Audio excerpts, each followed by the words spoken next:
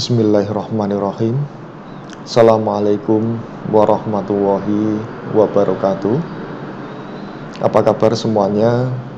Semoga dalam keadaan sehat walafiat, diberikan panjang umur, diberikan banyak rezeki. Kali ini akan kita bahas yaitu metode COPRAS. COPRAS itu singkatannya adalah Complex Proportional Assessment pada mata kuliah Sistem Pendukung Keputusan. Nah, metode COPRAS ini merupakan salah satu metode dalam pengambilan keputusan, metode di dalam SPK yang mengasumsikan ketergantungan langsung dan proporsional dari tingkat signifikansi kegunaan alternatif. Jadi mengasumsikan, menganggap bahwa ketergantungan langsung dan proporsional dari tingkat signifikansi kegunaan alternatif dari kegunaan dari alternatifnya. Nah, metode COPRAS dapat menentukan solusi terbaik untuk rasio solusi ideal yang terburuk. Jadi metode ini bisa menentukan solusi positif untuk solusi ideal yang terburuk. Jadi nanti mempertimbangkan adanya kriteria benefit sama kriteria cost-nya untuk solusi terbaik dan solusi ideal yang terburuknya. Metode COPRAS memiliki tingkat selektivitas yang baik karena dapat menentukan tujuan dari kriteria yang bertentangan. Kriterianya tadi benefit dan cost, di mana kriteria yang dapat bernilai menguntungkan atau atau kriteria yang tidak menguntungkan. Jadi kriteria benefit atau kriteria biaya.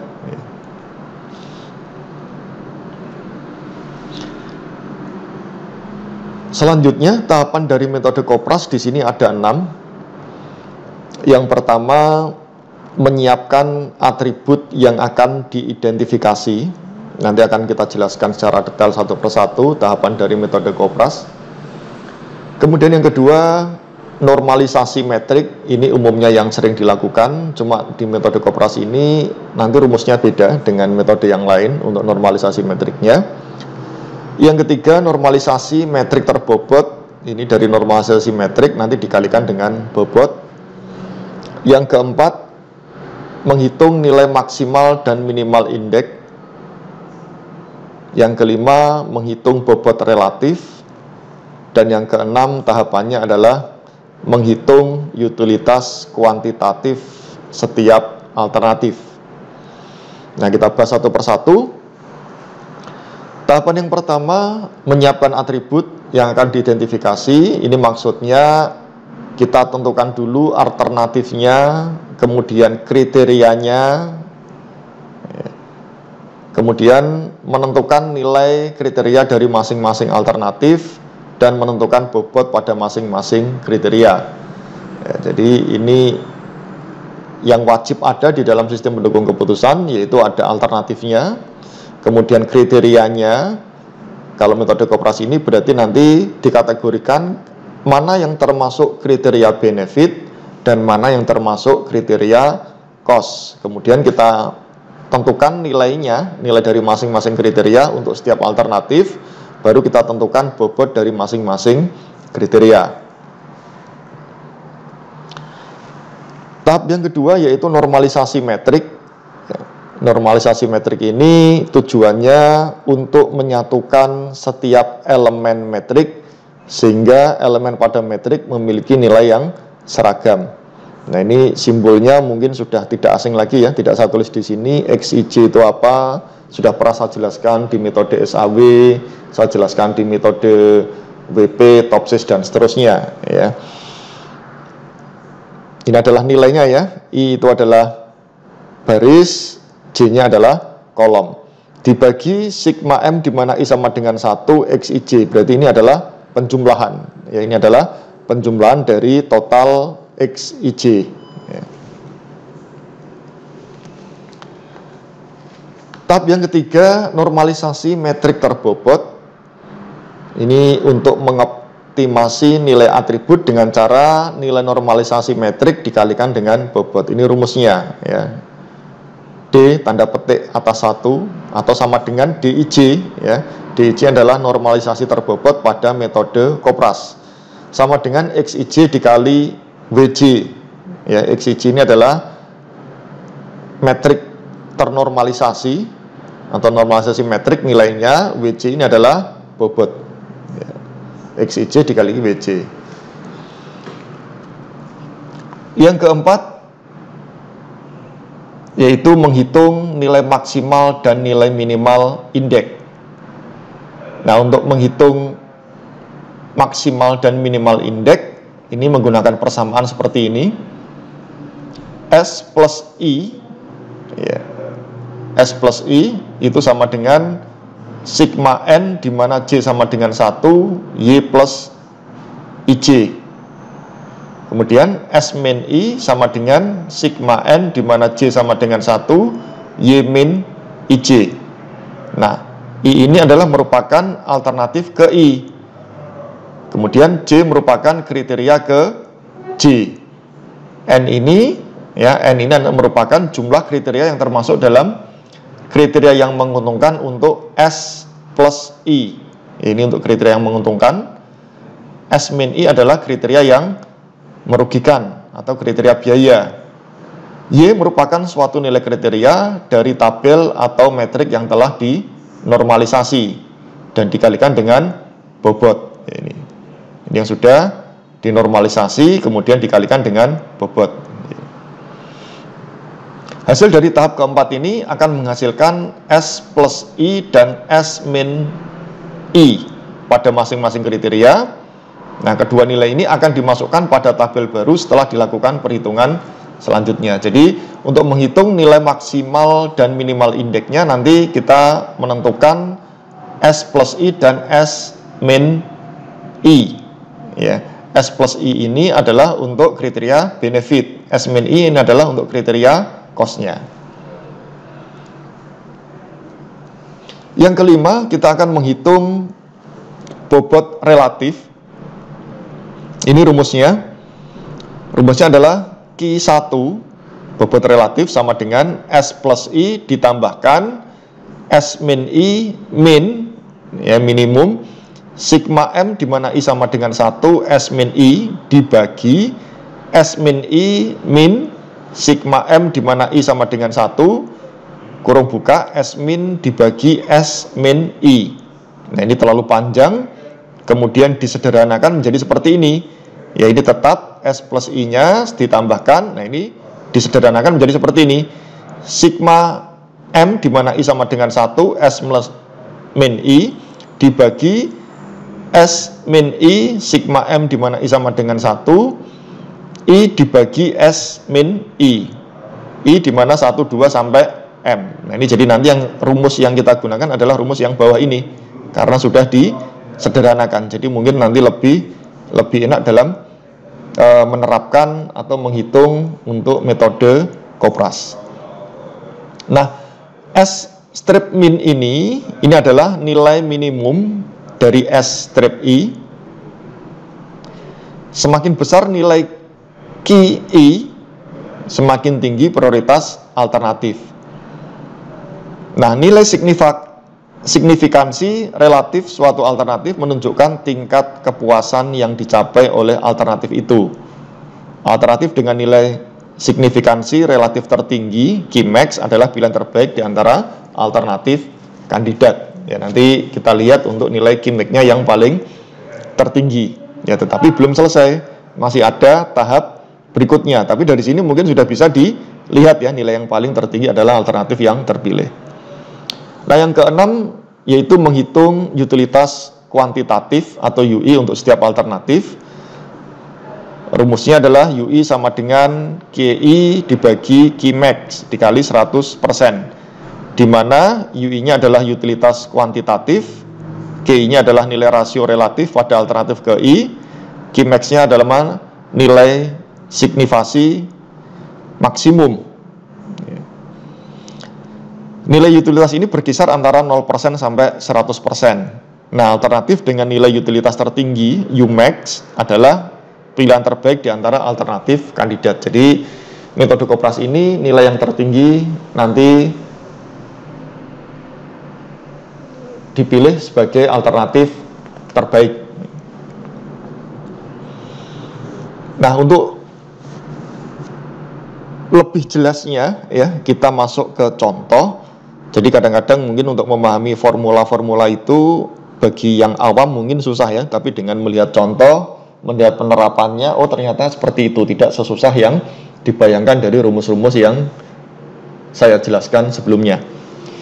Nah, contohnya kita masih menggunakan contoh yang sama ya. Saya ulang kembali kenapa saya gunakan contoh yang ini ya, karena simple ya, pemahamannya pun juga lebih mudah. Jadi nanti ketika saudara menerapkan dengan contoh yang lebih kompleks lagi, lebih rumit lagi, minimal saudara sudah punya gambaran gimana kita menyelesaikan permasalahan menggunakan metode Kopras.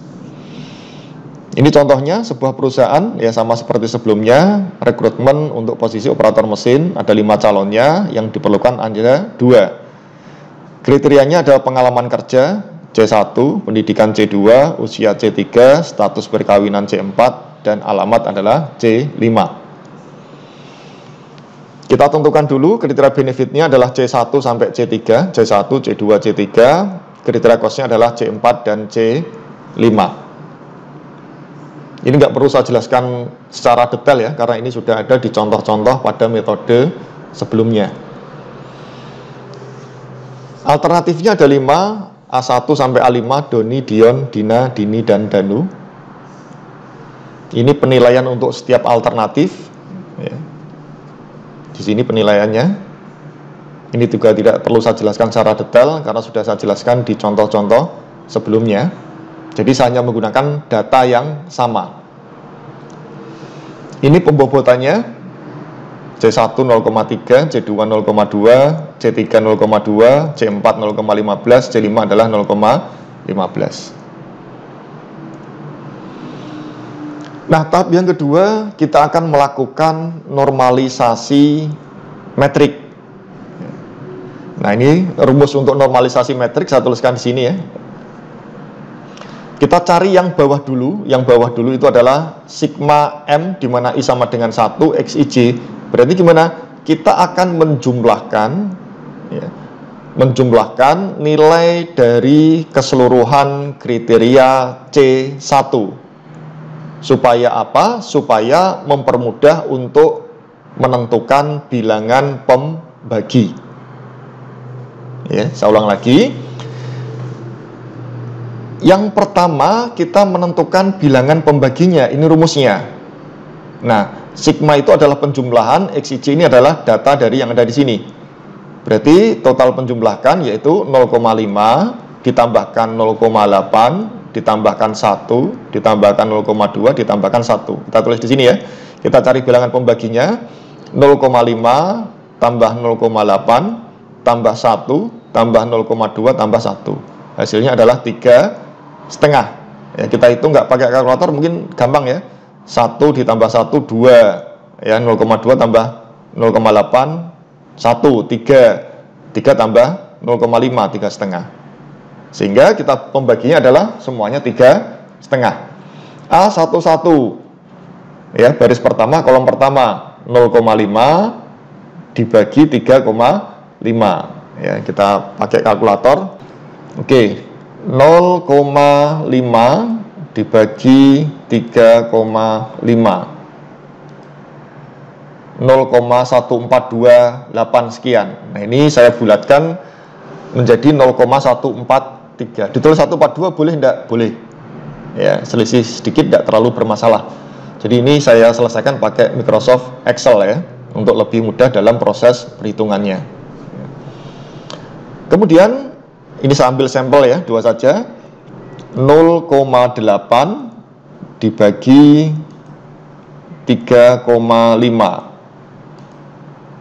0,228 sekian ya, dibulatkan menjadi 0,229. Nah, kita lakukan perhitungan yang sama untuk A31, A41, A51. Ya, alternatif baris ke-5 kolom ke-1 ini. Sehingga kita tentukan untuk kriteria C1 nilai normalisasi metriknya adalah ini yang saya lingkari ini. Ini nanti yang kita tuliskan. Nah, kita lakukan hal yang sama untuk kriteria C2. Nah, ini kriteria C2, kita lakukan hal yang sama. Ya, kita jumlahkan dulu 1 ditambah 0,7 ditambah 0,3 ditambah 1 ditambah 0,7 ini. Ketemunya adalah 3,7. 3,7 ini yang kita gunakan sebagai bilangan pembagi. Nah, kita gunakan sebagai bilangan pembagi. Ya, kemudian kita jumlahkan, boleh menggunakan kalkulator atau menggunakan Microsoft Excel. Ya, ini hasilnya adalah 0,270, 0,189 sampai ini 0,189 ini. Ini nanti adalah nilai dari normalisasi metrik untuk kriteria C2. Kita lakukan hal yang sama untuk kriteria C3 ini. Ya, kita jumlahkan dulu. Ini 0,7, 1, 0,4, 0,5, 0,4. Kemudian kita bagi, ya, A13 baris 1 kolom ketiga, 0,7 dibagi 3, 1 bagi 3, dan seterusnya, sehingga kita ketemu nilai normalisasi metrik dari kriteria C3 ini yang saya lingkari ini.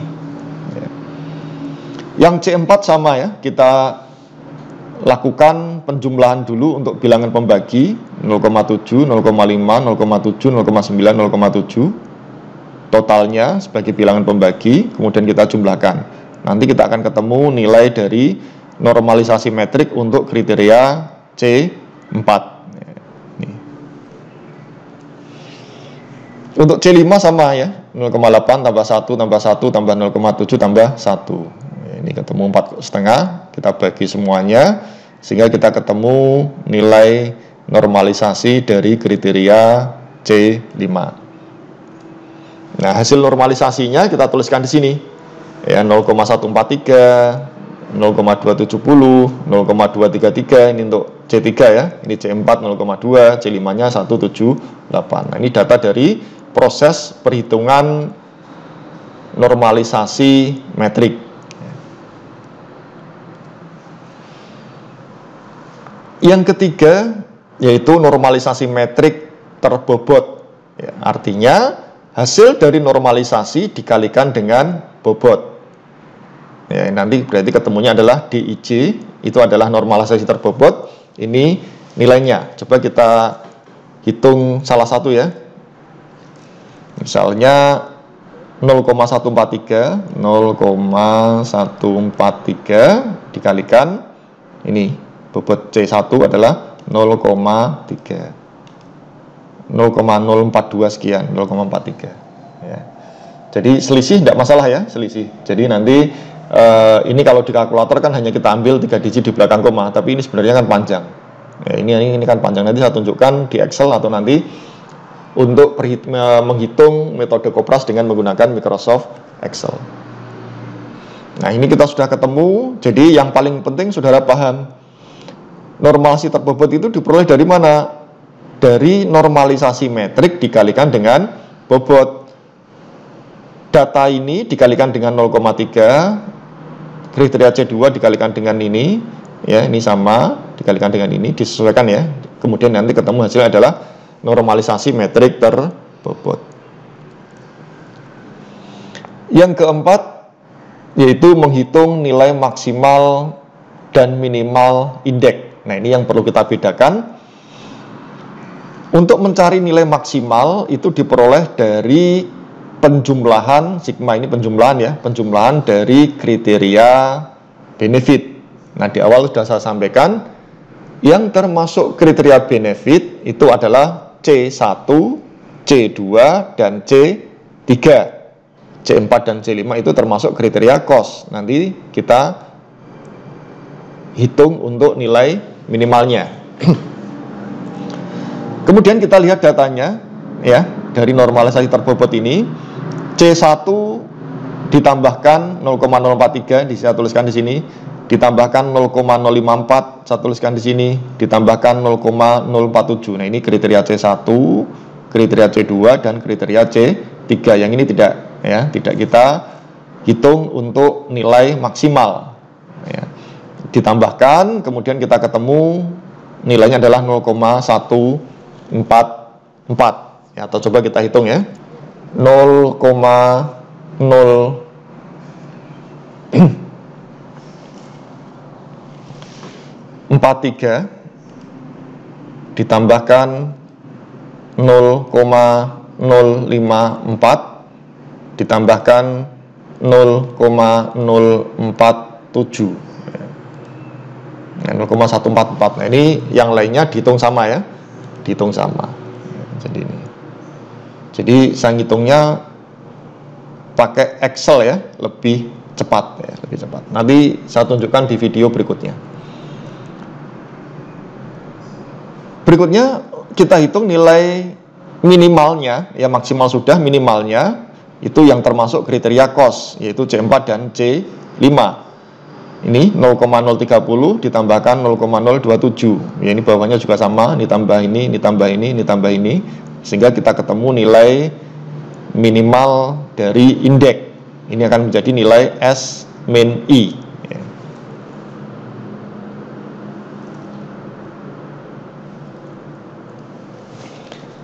Nah, ini nilainya, ini nilai S plus I, ini nilai S min I. Nah, ini tadi nilai dari hasil penjumlahannya dari kriteria benefit. Ini adalah nilai kriteria cost-nya ya. Kalau sudah, kita akan menjumlahkan ya, karena ini nanti masuk ke dalam rumus berikutnya ya. Yang diperlukan adalah nilai minimalnya. Jadi sigma M di mana I sama dengan 1 S min I. Ya, karena ini nanti digunakan untuk rumus berikutnya. Yang nilai minimalnya itu kita jumlahkan. 0,057 ditambah 0,055 ditambah 0,063 ditambah 0,062 ditambah 0,063. Ini kita jumlahkan sehingga kita ketemu adalah nilai 0,3. Jadi nanti kalau saudara jumlahkan kok ini selisih, ya memang kadang selisih 0,0 sekian ya, karena saya menggunakan Microsoft Excel. Nanti saya tunjukkan untuk perhitungan dari Microsoft Excel-nya. Jadi kalau saudara letterleg pakai kalkulator, jumlahkan ini kadang mungkin selisih ya. Selisih 0,01. Padahal ini di belakangnya sebenarnya banyak ya. Ada banyak, jadi nanti ini adalah hasil perhitungan dari Microsoft Excel.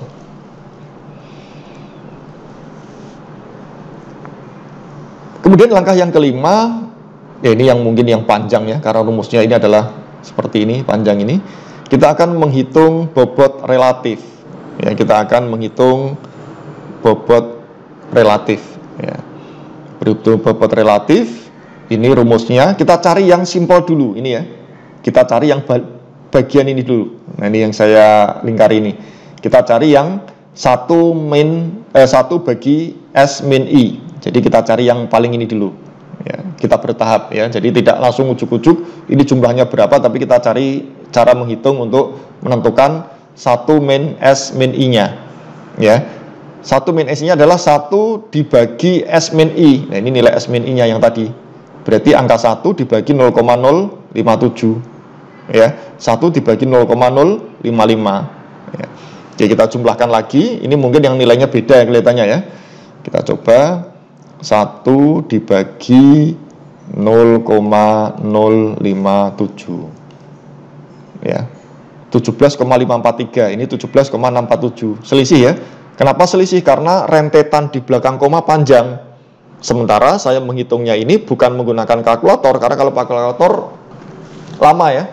Lama kita menghitung lama, maka saya gunakan Microsoft Excel. Jadi lebih cepat. Nah, selisihnya berpengaruh enggak Pak? Tidak terlalu berpengaruh. Jadi ini kalau saudara lihat, saya tunjukkan di mana? Di Microsoft Excel-nya ya. Nah, ini untuk penentuan tadi ya, ini S-nya pakai fungsi ya. Nanti saya jelaskan di berikutnya. Nah, ini seper C2 17,647. Jadi ini kan sebenarnya kan rentetannya kan panjang ya. Ini rentetannya panjang.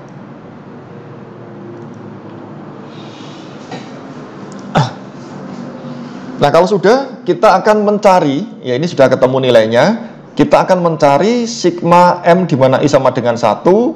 Nah, ini kita sudah mulai masuk ke sini ya. Kita sudah mulai masuk ke sini. Sigma M di mana I sama dengan 1 bagi S min I. Nilainya adalah total keseluruhan dari nilai ini adalah 83,641. Jadi saya ulangi lagi, menghitung bobot relatif kita cari seper S min I nya dulu. Kalau sudah kita ketemu, maka rumus ini berlaku sini. Berarti jumlah dari ini adalah 83,641. Nanti baru dikalikan dengan S min I nya.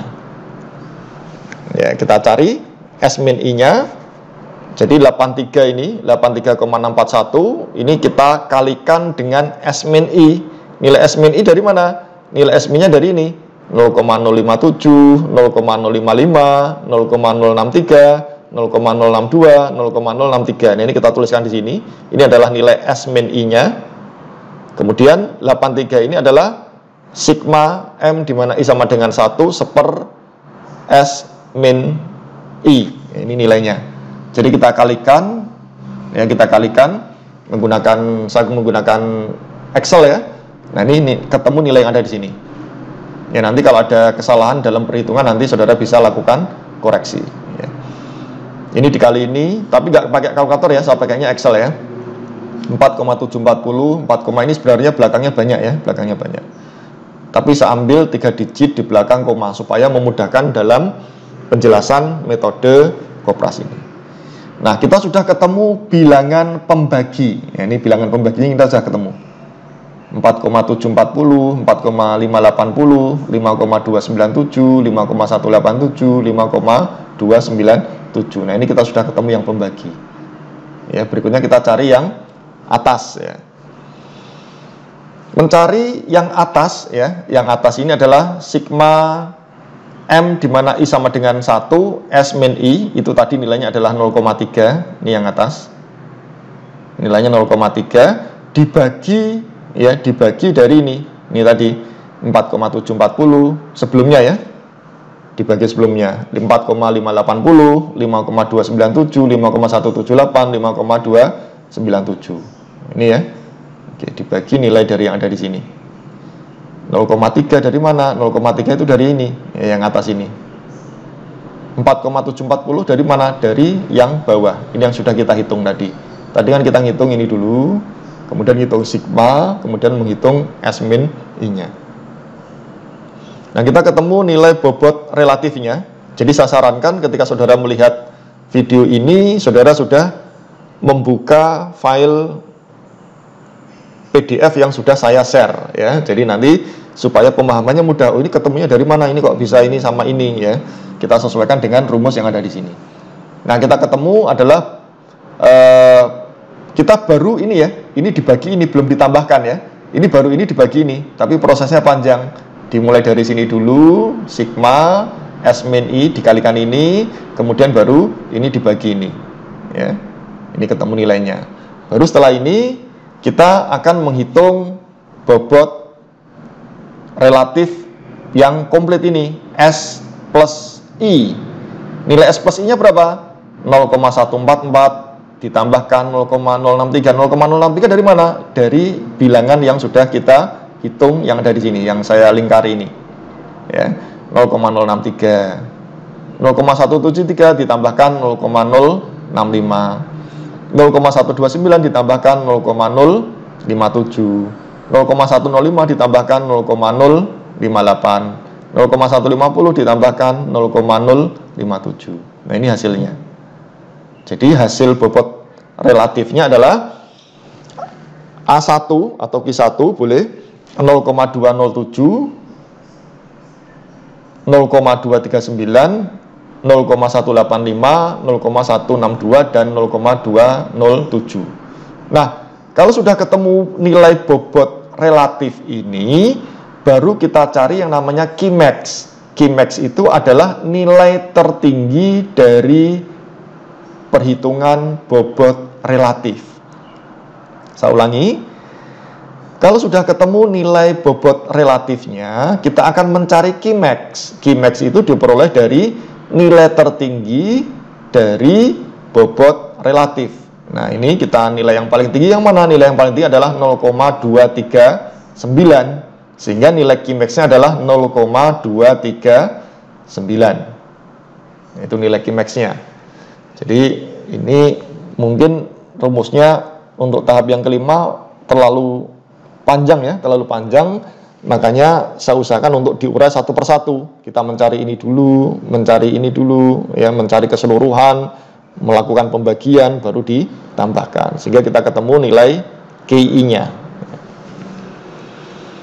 Nah, langkah yang keenam, kita menghitung utilitas kuantitatif atau UI untuk setiap alternatif. Ini 0,207 ya dibagi 0,239. Ini apa? 0,27 ini adalah nilai dari ini ya, nilai dari bobot relatif ya, nilai dari bobot relatif. Kemudian 0,239 ini adalah nilai Qmax. Ini nilai Qmax. Ini dibagi ini dibagi ini dibagi ini. Baru dikalikan 100%. Nah, kita ketemu nilainya. Alternatif A1 nilainya 86,71, alternatif kedua adalah 100 ya. Ketiga adalah 77,64, 68,10, 86,70. Nah, mungkin nanti timbul pertanyaan. Ini nilai A1 dan A5 kan sama. 0,207 dibagi 0,239, 0,207 dibagi 0,239 dikalikan 100. Kenapa ini nilainya 86,71, ini kok 70 ya? Saya jelaskan bahwa perhitungan, ya ini kan rentetannya kan panjang ya. Nah, ini rentetan panjang. Nah, ini rentetan di belakang koma ini kan panjang. Ini kalau dihitung dengan Excel, nah ini kalau dihitung dengan Excel, nah ini kalau dihitung dengan Excel, nah ini seperti ini. Ya, karena ini kalau dipanjangkan ya, ini nilainya dipanjangkan, ya ini dipanjangkan.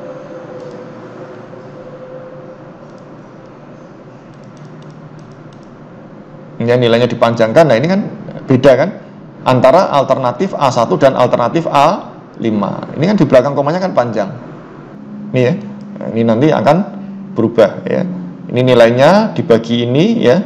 Kemudian nanti dia akan 86,71 dan ini 86,70. Ya, padahal nilainya sama, tetapi di belakang koma ini yang mempengaruhinya.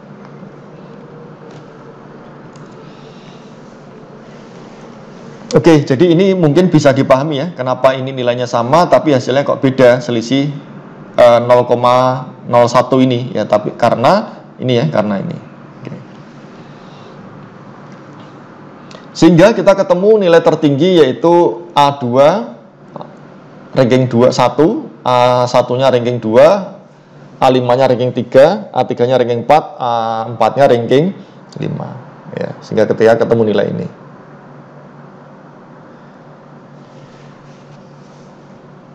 Kesimpulannya apa? Nilai terbesar ada pada A2 100 dan A1 adalah 86,71, sehingga Dion dan Doni adalah alternatif yang terpilih sebagai alternatif terbaik. Dengan kata lain, Dion dan Doni terpilih untuk posisi operator mesin.